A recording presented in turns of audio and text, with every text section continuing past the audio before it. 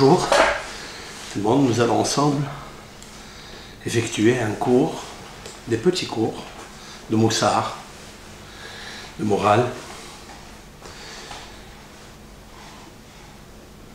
dans le livre de Messilat Yesharim, le Sentier de la Rectitude. Ce livre a été écrit par le lumineux rabbin qui a vécu au XVIe siècle, Rabbi Moshe Haïm Lotsato, connu dans sa génération, connu de par sa pudeur, son enseignement dans la mystique juive. Il a écrit plusieurs ouvrages. C'est un grand talmudiste. Et il a vécu 40 ans. Il lui a suffi pendant ces 40 années d'extraire de la Torah et du monde ce qu'il nous faut. Il me semble que le livre Messilat Yesharim, le Sentier de la Rectitude, qui est basé sur une braïta, c'est-à-dire un recueil de la Mishnah écrit par Rabbi Pinhas Ben Yair, il y a 2000 ans, qui est le beau-père de notre candélabre lumineux, Rabbi Shimon Bar Yochai, le Rashbi, et celui d'ailleurs qui a formé Rabbi Shimon Bar Yochai au début de ses premières années de mariage avec sa fille. Et ce livre est basé sur la Yirat Shamayim. La Yirat Shamayim, ça veut dire quoi? La crainte du ciel. Avoir la crainte du ciel. La crainte du ciel peut amener l'homme à connaître la Torah. La connaître, cela veut dire l'aimer, s'attacher à elle, lui donner son vêtement, la chérir et la vêtir et la nourrir. Qu'est-ce que ça veut dire la nourrir? Alors que c'est la Torah qui nourrit tout le monde. La Torah, c'est comme une matrice, comme une mère qui donne du lait, du vin, du miel, de l'eau. Et toute personne qui veut se nourrir par cette Torah, il est capable. Et ça, c'est dans les possibles. Cette Torah que nous avons reçue, quand elle est bien étudiée, lorsqu'elle est bien explicitée, elle peut amener l'homme à des niveaux. C'est une échelle, il y a des échelons, il y a des qualités. Elle peut l'amener à la vigilance. Elle peut l'amener à la vigilance, elle peut l'amener au zèle, elle peut l'amener même à la résurrection des morts. Elle peut l'amener à Ruach HaKodesh. Elle peut l'amener à des niveaux extraordinaires. L'essentiel, c'est de comprendre que l'homme a du Ra. Il a à l'intérieur de lui le Ra. Et lorsqu'on regarde le livre de Messilat Yesharim, on peut conclure tout le livre est basé sur Bitul Hara. Bitul Hara, cela veut dire l'annulation du mauvais qu'il y a dans l'homme. À savoir, pas seulement le laisser se développer, ce mauvais-là, ce méchant, cette tendance négative, qui est la source de tous les ennuis, de tous les stress, toutes les angoisses, de toutes les peurs. C'est ce Yetzer Hara qui est à l'intérieur de soi. Non seulement que le Messilat Yesharim va nous aider à ne pas laisser le mauvais penchant en nous, et Dieu seul sait que chacun possède, de par sa génétique parentale ou par l'influence qu'il a subie ou par la naissance qui est reliée, associée avec sa neshama, qui était dans un premier Gilgoul ou un deuxième Gilgoul, c'est-à-dire édition. Il est revenu ici. Un homme, il peut remarquer, peut ressentir, peut saisir que il a des choses que n'arrive pas à comprendre pourquoi il y a ça. Pourquoi cette méchanceté, pourquoi ce caractère des fois difficile. Le Mesillat Yesharim est un livre, c'est l'éclaireur. Il peut le guider, il peut l'éclairer pour comprendre comment et pourquoi il faut atténuer, même adoucir le caractère fort, rigoureux qu'un homme possède. Je vais lire le premier chapitre du Mesillat Yesharim, je traduis et de temps en temps je donnerai des commentaires. Donc chapitre 1, Bi'ur klal huvat ha'adam be'olamo. Bi'ur, c'est-à-dire la clarification du principe de l'obligation de l'homme be'olamo, dans son monde. Il faille que tout homme, femme, éclaircisse. Et que ce soit une clarification pure, concrète et visionnaire. Qu'est-ce qu'il est venu faire dans ce monde? C'est la question qu'on se pose tous. Surtout cette question, elle est posée quand on n'est pas bien. Lorsqu'on est stressé, lorsqu'on est angoissé, lorsqu'il y a des épreuves surtout, on est meurtri par exemple la perte d'une personne très chère à nous, un père, une mère, un frère, une sœur, un divorce. On se demande la question, pourquoi tout cela? Alors le Rav nous aidera avec l'aide de Hachem de comprendre cela. Il dit la chose suivante. Yesod hasidut v'shoresh ha'avoda. C'est-à-dire le fondement de la piété et la racine du culte. Il existe un culte, le service divin, ce service divin que tout homme est venu pratiquer dans ce monde, comme les grandes tzadikim, les grandes tzadkaniyot, Abraham, Yitzhak, Yaakov, les 7 bergers d'Israël, comme Sarah, avec toutes ses épreuves, comme Rachel, avec toutes ses angoisses, sa stérilité, entre guillemets, sa jalousie, positive bien sûr. Léa, toutes les matriarches et toute personne qui incarne ces grandes personnalités. Je demande la question, on est venu faire quoi? Avodat Hashem. Cet Avodat Hashem, c'est le service divin, il s'appelle Avodat Hatemima, à savoir parfait, intègre. Déjà, qu'il nous faut savoir qu'on est venu servir l'Éternel. Par la piété, mais aussi par la perfection.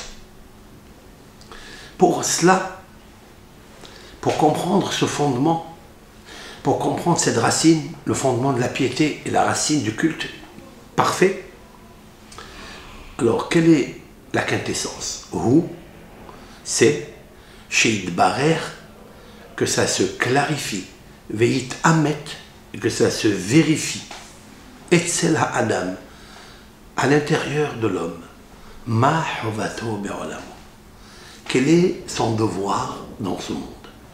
Dans son monde. Là, le Ramchal n'a pas dit quel est le devoir de l'homme dans ce monde. Non. C'est dans son monde. Chaque être humain a ses épreuves. Il doit construire et tisser son monde. Et son monde est relié, bien sûr, avec une vie antécédente qui était sa vie. Et il est revenu sur terre pour comprendre pourquoi il est revenu sur terre. Ulma tsarir shiasin mabato mgammato. Donc il doit savoir pourquoi il est venu dans ce monde. Et à quoi il doit poser, mettre, fixer ma bateau, c'est-à-dire son regard, ou ma gamato, son devoir, bechol asher hu amel kol yemei hayav, dans tout ce qu'il peine, il travaille, dans ce qu'il lutte, dans tout son labeur qu'il pratique, toute sa vie, le temps qu'il est sur cette terre. Ça, c'est quelque chose, ces trois phrases, le fondement de la piété et le service divin qui est intègre et parfait, c'est quoi? C'est de réfléchir, que ça se clarifie, que ça se vérifie. Quel est mon devoir dans ce monde? Il faut qu'il comprenne à 100%, pas à 1%, 100% pourquoi il est venu dans ce monde. Maintenant, bien sûr, chacun il va réfléchir et chacun il va conclure. Mais voilà, voici ce que le Rav nous propose. Et ce que le Rav nous propose, Rabbi Moshe Chaim Luzzatto, il me semble, c'est l'extrait, c'est l'extrait dans un confetti, un petit livre. Mais dans ce livre, il me semble qu'il a posé son âme, tous ses travaux, que ce soit dans les principes qu'il a écrits dans le Talmud, les commentaires du Talmud, que ce soit dans la mystique juive, qui sont tellement larges, le système Luzzatto, kabbalistique, le système séphérotique de Luzzatto, il existe celui de Arizal, il existe aussi celui de Rabbi Moshe Chaim Luzzatto. Mais les niveaux spirituels, kabbalistiques qu'il a posés dans ses livres, que ce soit le Kuf Lamed Het, les 138 portiques de la Kabbalah, Lev Netivot HaChokhma, les 32 sentiers de la sagesse, on n'en a pas accès et on ne peut pas comprendre ce qu'il veut. Cependant, ce que je peux vous dire, c'est qu'il a mis ici, dans ce livre, qui dans ses mots est très simple à comprendre, très simple à expliquer, mais ô combien tellement profond et réel. Et il y a dedans tous les secrets et les astuces qu'un homme, une femme ont besoin pour traverser ce monde, ce vestibule qui est très, très étroit et très court, avec ses difficultés, avec ses gênes, avec ses joies. Alors le Rav nous dit, Vehine, et voici, Mashirurunu Hachamenu Zichronam Livracha. Voici ce que nos sages de mémoire bénie nous ont enseigné. Chez Adam lo nivra ela lit'aneg al Hashem. L'homme est né dans ce monde que pour jouir sur Hachem, c'est-à-dire de s'attacher à Hachem, qui est son créateur, qui est le roi des rois, et de profiter de la splendeur de sa majesté, lumière. L'homme est venu pour ça. C'est-à-dire que l'homme, dans son âme, avant qu'il descende d'ici dans ce corps, elle jouissait à proximité de Akadosh Baruch Hu dans le Kisei HaKavod, dans le trône divin. Il faut bien le rentrer ça dans la tête. Et l'homme, donc, il est venu pour ça. Il est venu travailler ici, dans ce monde, pour acquérir, par le biais des travaux qu'on va lui demander, pour obtenir la récompense. Cette récompense, c'est quoi? La récompense, c'est de jouir à proximité de la Shekhinah. Chez Zewa Ta'anug Ha'amiti, car c'est le vrai plaisir. Le Ha'idun Gadol est la plus grande délicatesse, Mikol Ha'idunim Shecholim Lemasi. De tous les profits, les plaisirs, de toutes les délicatesses qui puissent se trouver dans ce monde qu'un roi a connu. Depuis que le monde est monde jusqu'à la fin des temps, si on réunit tous les plaisirs possibles qui existent, eh bien, il serait insignifiant devant un petit quart d'heure, une petite heure de la jouissance à proximité de la Shérina, de la lumière lorsque le corps sera posé ici sur cette terre qui est l'habit qui a été sécrété, extrait par la terre, comme il est marqué dans la Genèse, mais ce corps n'a pas empêché l'âme d'être vigilante, d'être zélatrice. Elle accomplit tous les commandements de Hachem, elle a obéi et elle a fondé la piété et elle a enraciné le culte divin parfait en elle. Elle a grossi, grandi, elle a été éclairée. Lorsqu'elle montera dans le ciel, elle profitera à proximité de la Shérina, car c'est ça que l'homme et pourquoi l'homme est venu dans ce monde. Il dit quel est l'endroit de cette délicatesse, de cette jouissance inouïe. Behemet, le Rav dit en vérité, je ne te mens pas. C'est le monde futur. Kihu, car ce monde futur, Hanivra, il a été créé, Bahachana, avec la préparation, Hamistarechet la Davarazé, qui est obligé de pratiquer pour arriver à elle. Ah, cependant, Haderer, quelle est la feuille de route, quel est le chemin? Quel est le chemin, feuille de route qui nous amène à destination? C'est ce monde ici, ce monde terrestre. Mais où? D'où il le sait, le Rav. Donc le Rav, il a vécu au XVIe siècle, mais il a besoin d'apporter des références, des preuves. Des rabbins antérieurs à son époque. Si c'est possible d'y aller à 2000, 2600, c'est possible d'aller à la Torah, direct. Donc il va passer par plusieurs façons, comment apporter la traçabilité à tout ce qu'il pose, tout ce qu'il dit. Mais où? Voici la preuve. Ma chez Amrou Zichronam Libracha, ce que nos maîtres dans les maximes de nos pères ont dit dans le chapitre 4, dans la Mishnah 16. Qu'est-ce qu'ils disent là-bas? Ha'olam hazeh domé lifros d'or bifne ha'olam haba. Ce monde terrestre, disent nos sages il y a 2000 ans, ressemble à un vestibule devant le Olam Haba. Lorsqu'on imagine, c'est vrai, ce monde il est grand, il est immense, il est même des coins et des endroits qu'aucun chercheur n'a encore trouvé. Ils sont méconnus et peut-être il ne les dévoilera jamais, ni lui, ni les décennies de chercheurs, de scientifiques qui ont voulu connaître la création. Qu'est-ce qui se cache dans cette création? Ce monde n'est qu'un vestibule. Oui, vous avez un palais extraordinaire et vous avez le vestibule, le couloir qui fait entrer, qui donne accès au palais. Le palais, c'est là où le roi s'assoit. Le palais, c'est là où le roi a toute sa splendeur et sa noblesse, autour de tous ses ministres et autour de la beauté acoustique qui l'entoure. Le couloir, c'est un tout petit couloir avant de rentrer. Ce monde est un petit couloir avant de rentrer au palais qui est au Olam Haba.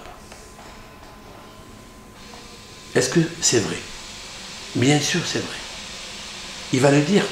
Il va apporter même des raisons logiques et visibles et réelles que tout homme qui a un peu d'esprit pourra comprendre que ce monde n'est qu'un vestibule et qu'il est passager. Maintenant,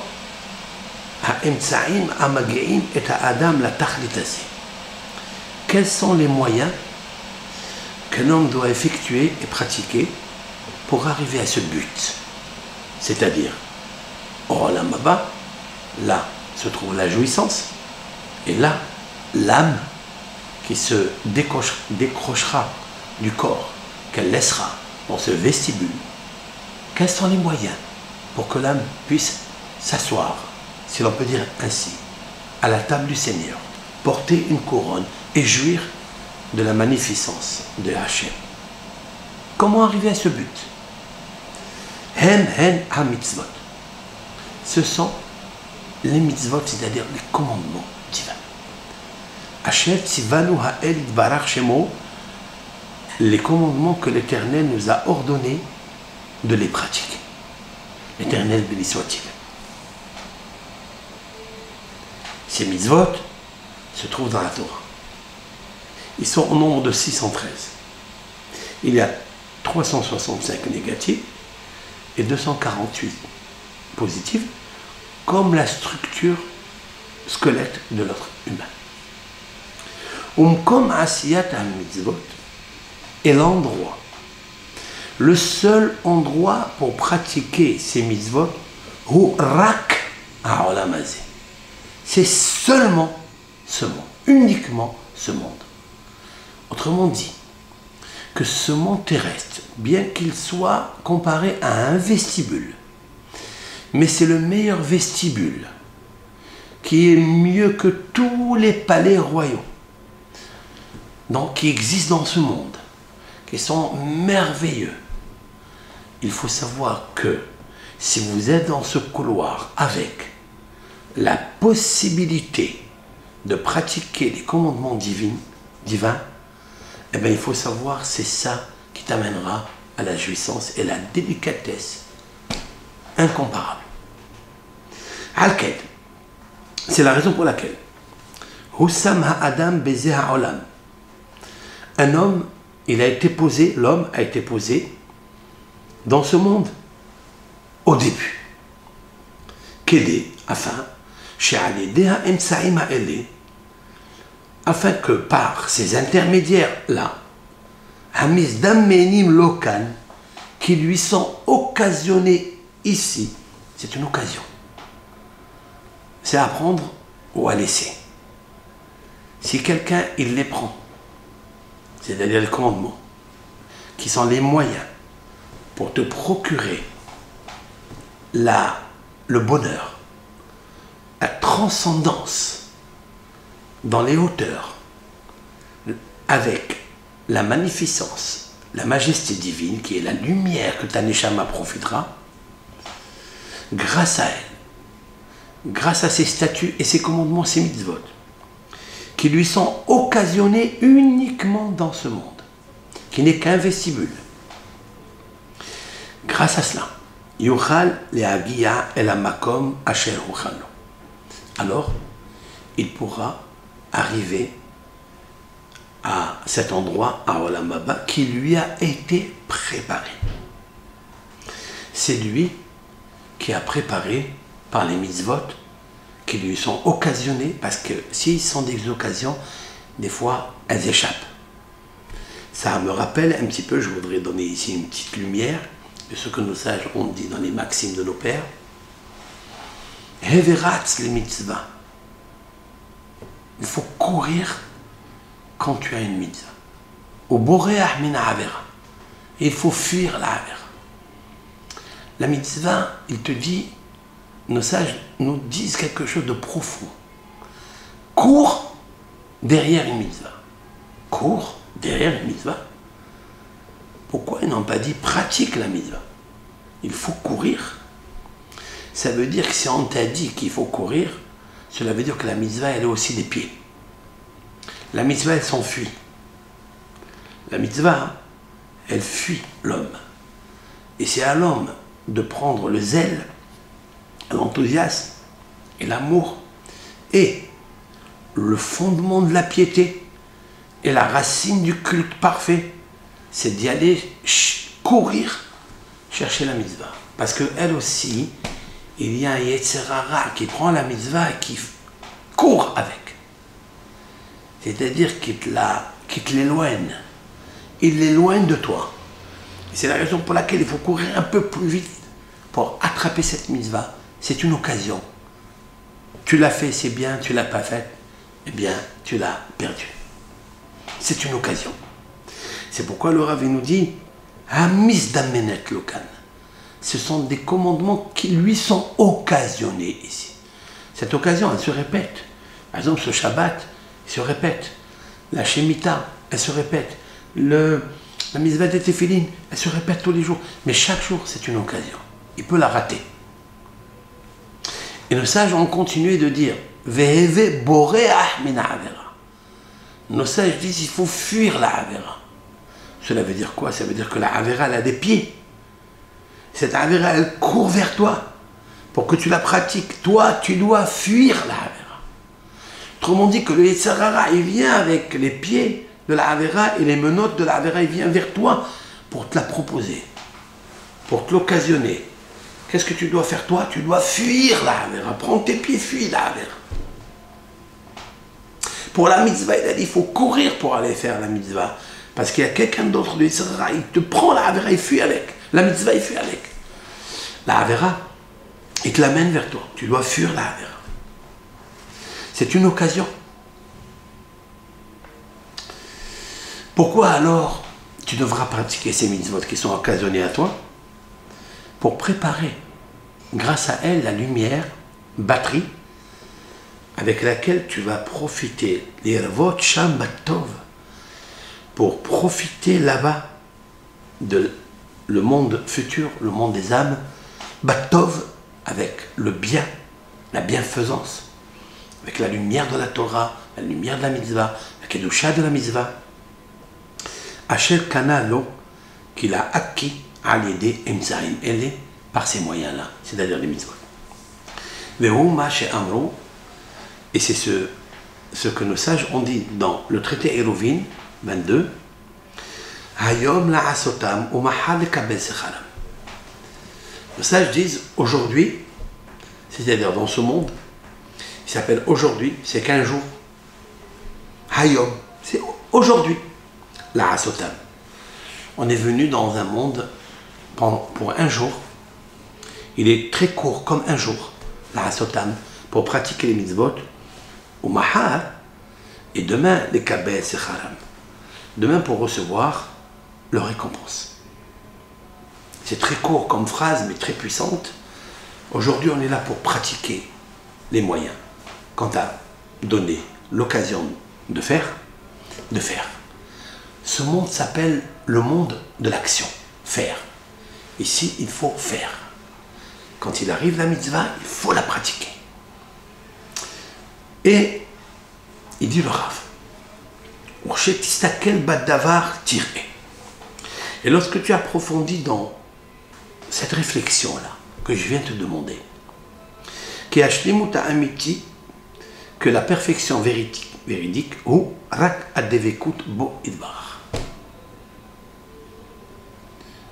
Tu dois comprendre que la véracité de la venue de l'homme dans ce monde, c'est pour s'attacher au Créateur, béni soit-il.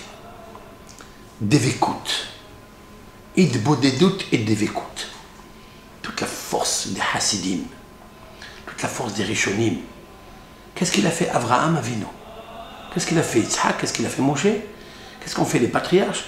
Ils se sont isolés pour s'attacher à Hakadosh Baruch. Qu'est-ce qu'il a fait Shlomo HaMelech le vendredi? Il a chanté à Hachem le Shirachiri, le cantique des cantiques, l'amour de l'amour, de l'amour, de l'amour, l'attachement à son Créateur. Il s'est dépossédé de toutes les matérialités, tout ce qui est corps physique, s'est détaché et il est devenu par son âme une partie intégrante avec les vaisseaux, les faisceaux lumineux pour monter dans un vaisseau spatial qui est à Olam Haba, qui est à proximité de Hakadosh Baruch. Quand on réfléchit bien, c'est ça le Emet. Je répète, et lorsque tu réfléchis, approfondis, tu verras que la perfection véridique, c'est l'attachement à lui, Hachem béni soit-il. Le Humashaya David Amelech Omer, il apporte une preuve d'un roi, le grand psalmiste, le roi David. Il disait dans le Teilim 73, verset 28, qu'est-ce qu'il disait David? Et ça, c'est des phrases quand vous lirez le Teilim, vous arrivez à ce psaume, donc le 73, verset 28. Va'ani kirbat Elohim li tov. Va'ani est pour moi, pour mon essence, pour mon âme. Kirbat Elohim. Je ne cherche dans ma vie qu'à m'attacher à Elohim, et c'est ça mon bonheur. Li tov. C'est ça qui est le bien pour moi. Mais où? Mais Omer, et il disait aussi dans le psaume 27, Ahad sha'alti me'et Hashem ota avakesh. Une seule chose j'ai demandé à Hashem dans le passé. Ota avakesh, c'est cette chose-là dans le futur. Shifti bevet Hashem koli me'ayeh. C'est de siéger dans la maison de Dieu toute ma vie. David Amelech, il le dit, l'homme vit dans ce monde 70 ans. C'est pas beaucoup, 70 ans. C'est comme un jour. Keyom etmol ki ya'avor. Comme hier et aujourd'hui, qui disparaissent. C'est comme cet homme-là, il arrive au bureau. Par exemple, le 16, il arrive au bureau. C'est marqué dans le calendrier le 5. Il prend le petit bout de papier du 15. C'était hier. Il le prend et le jette à la poubelle. Aujourd'hui, il s'affiche le 16. C'est le 16. Cet homme-là, il prend un bout de papier. Hein. C'est insignifiant, c'est rien, c'est un morceau de papier. Il a marqué le 15. Il prend ce jour-là et le jette parce que c'est plus le 15, c'est le 16. Vous avez vu le geste qu'il fait? Il est facile. Hein. Il n'a pas jeté un bout de papier. Il a jeté un jour de sa vie. Dans la poubelle. Ça dépend ce qu'il a fait. Un jour, 24 heures. Combien on peut faire 24 heures? Il faut s'imaginer 24 heures avant sa mort. Avant de quitter ce monde. Il est en bonne santé. Mais il sait qu'il va quitter ce monde. Qu'est-ce qu'il peut faire dans ces 24 heures?